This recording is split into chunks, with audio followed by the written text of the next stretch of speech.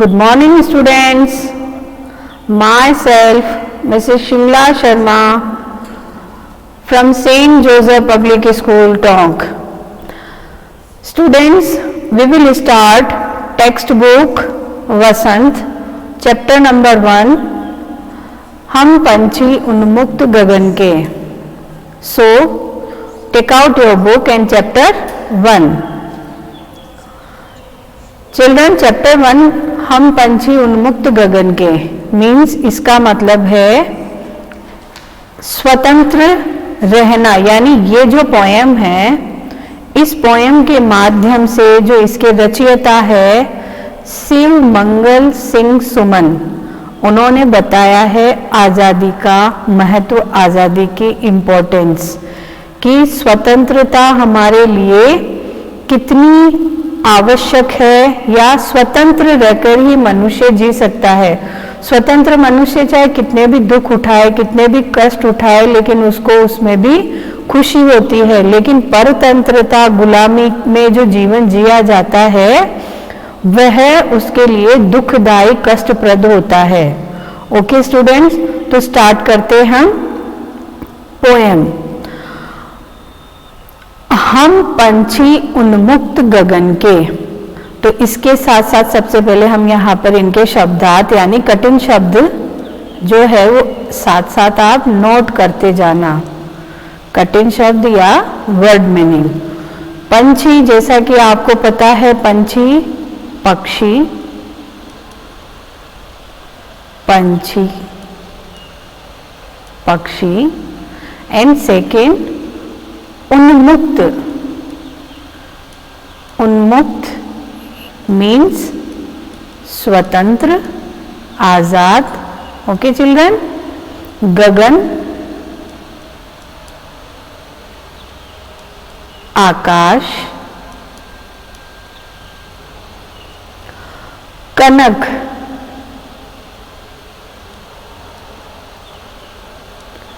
सोना. पिंजर बंद, पिंजर बद्ध. इसका मतलब है बेटा पिंजरे में बंद, पिंजरे में बंद. ठीक है स्टूडेंट्स. तीलियां, तीलियां का मतलब होता है बेटा सलाखें. तीलियां मीन्स सलाखें. Okay children. एंड पुलकित, इसका मतलब है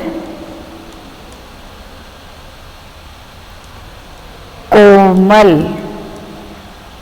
These are the hard words of in this paragraph. Okay students, तो स्टार्ट करते हैं पोएम. हम पंछी उन्मुक्त गगन के, पिंजरबद्ध न गा पाएंगे, कनक तीलियों से टकराकर पुलकित पंख टूट जाएंगे.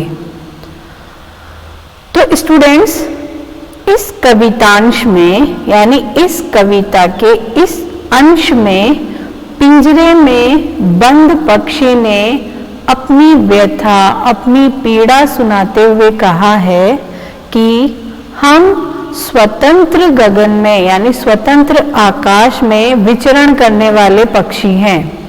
ओके, यानी स्वतंत्र आकाश में उड़ने वाले हम पक्षी हैं. हम पिंजरे में बंद रहकर नहीं रह पाएंगे, यानी हम पिंजरे में बंद होकर नहीं रह पाएंगे. ओके. फिर वो नेक्स्ट कहते हैं कनक तीलियों से टकराकर पुलकित पंख टूट जाएंगे. अब वो कहते हैं कि उड़ने की चाहत में, उड़ने की चाहत में इस सोने के पिंजरे की सलाखों से टकरा टकरा कर हमारे कोमल पंख टूट जाएंगे. समझ में आया चिल्ड्रन इसका अर्थ? ओके, कि कहना चाहते हैं अपना दुख प्रकट करते हुए पंछी कहते हैं कि हम खुले गगन में, खुले आकाश में उड़ने वाले पक्षी है, हम इस पिंजरे में बंद होकर नहीं रह पाएंगे। उड़ने की चाहत में इन सोने की पिंजरे में, इन सोने की सलाखाओं से टकरा टकरा कर हमारे कोमल पंख टूट जाएंगे। अब ये जो अंश है कविता का, इस अंश के माध्यम से कवि वास्तव में पक्षियों के माध्यम से मनुष्य के लिए स्वतंत्रता का महत्व बतलाना चाहता है। ठीक है, कि गुलाम मनुष्य क्या करता है, वस्तुतः अपना स्वाभाविक जीवन जीना भूल जाता है। तो चाहे वो पशु हो, पक्षी हो, मनुष्य हो, स्वतंत्रता सभी को प्रिय होती है। समझ में आया? गुलाम रहते रहते इंसान का जीवन, स्वाभाविक जीवन क्या होता है, वह उसे भी भूल जाता है। तो इसीलिए गुलामी किसी को भी पसंद नहीं आती। ओके चिल्ड्रन, अब नेक्स्ट पैराग्राफ, यहाँ तक ये पैराग्राफ आई थिंक सो सबको समझ में आ गया होगा। अब स्टार्ट करते हैं हम नेक्स्ट। हम बहता जल पीने वाले मर जाएंगे भूखे प्यासे, कहीं भली है कटुक निबोरी, कनक कटोरी की मैदा से। तो पहले हम लिख लेते हैं इनके मीनिंग। ओके, तो सबसे पहले हम लिखते हैं बहता। आपको पता है बहने वाला, पीने वाला, हार्ड वर्ड्स जैसे भली। भली का मतलब होता है बेटा अच्छी। ठीक है, नेक्स्ट लिख सकते हैं हम कटुक। मीन्स कड़वी। निबोरी,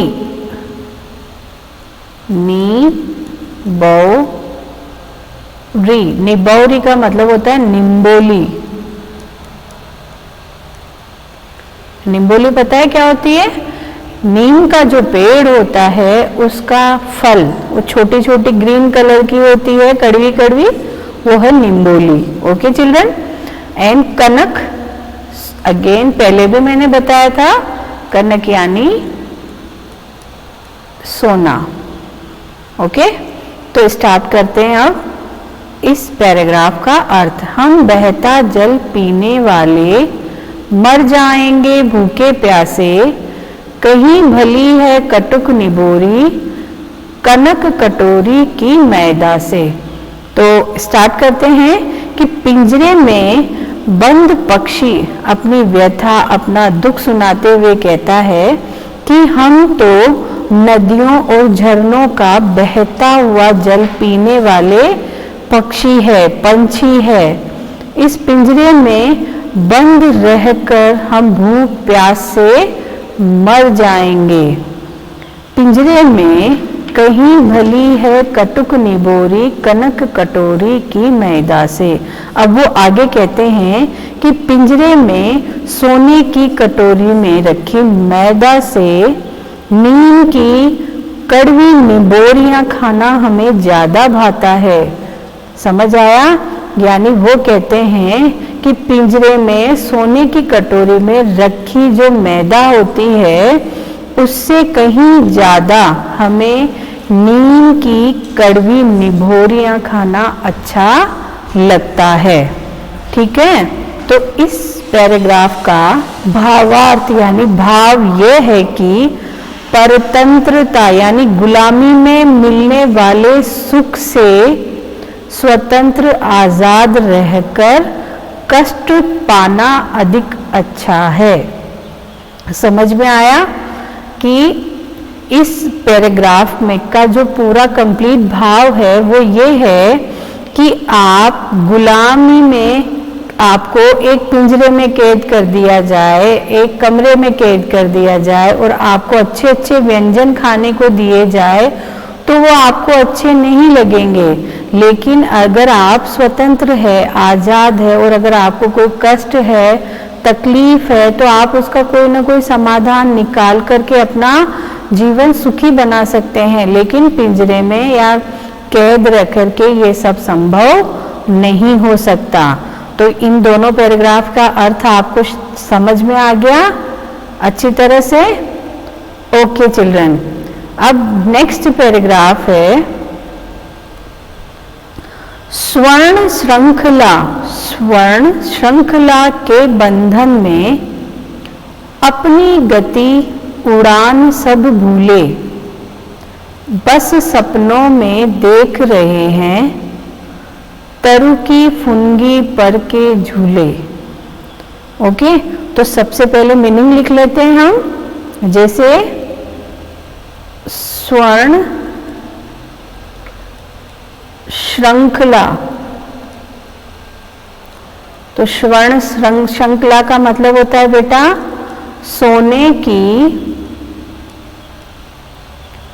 सलाखें। ठीक है, नेक्स्ट हम लिखेंगे जैसे बंधन।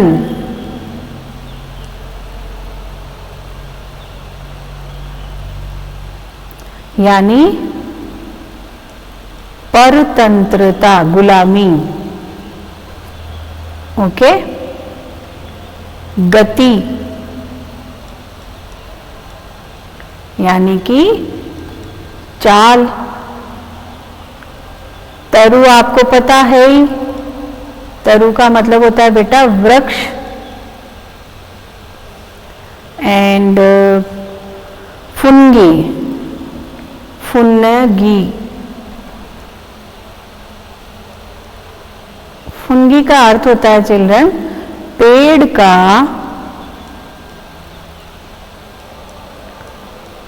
सबसे ऊपरी भाग। एंड पर का मतलब होता है स्टूडेंट्स पंख। ओके, समझ में आ गए? ये है कठिन शब्द इस पैराग्राफ के। तो स्टूडेंट्स आज की क्लास में हम 2 पैराग्राफ का करेंगे, नेक्स्ट 3 पैराग्राफ का ट्रांसलेशन करेंगे हम चिल्ड्रन नेक्स्ट क्लास में। तो आज आप क्या करेंगे? आज आप होमवर्क में सबसे पहले तो जो ये कठिन शब्द हमने जितने भी किए हैं ये आपको लर्न एंड राइट करना, राइट एंड लर्न करना अपनी नोटबुक में अच्छे से। And then translation also you write in your notebook. This is your homework. Today is your homework, and next paragraph we will complete in next class. Okay children? तो आज की class में हम इतना ही करेंगे स्टूडेंट्स। अपना ध्यान रखें, सुरक्षित रहें। Till then children, goodbye.